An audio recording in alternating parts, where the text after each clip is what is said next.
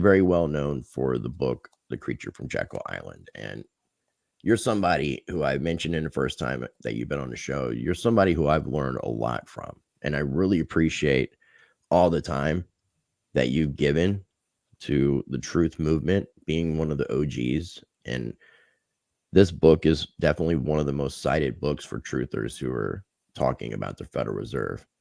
And what's interesting about this whole thing is this creature from Jekyll Island. Last time I talked to you, it was like, look what the creature has become. But even since then, since August 5th of 2020 was the last time we talked. Since then, it's as if even more things have come to fruition for what the Federal Reserve was built for.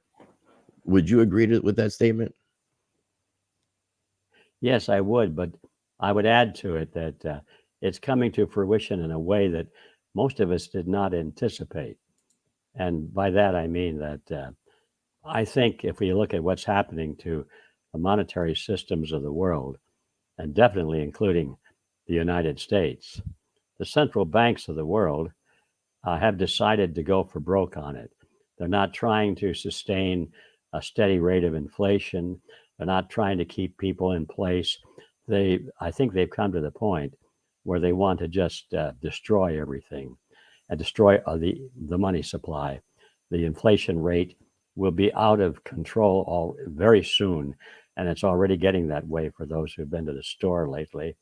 And they're destroying food supplies. They're destroying delivery systems. They're destroying everything they can to bring America and all the civilized world to its knees so that people will be dependent on governments for their food, their health care, their shelter, the protection against all kinds of boogeymen like terrorists and viruses and so forth, so that people will be just afraid totally for their lives and their existence. They won't be able to afford food.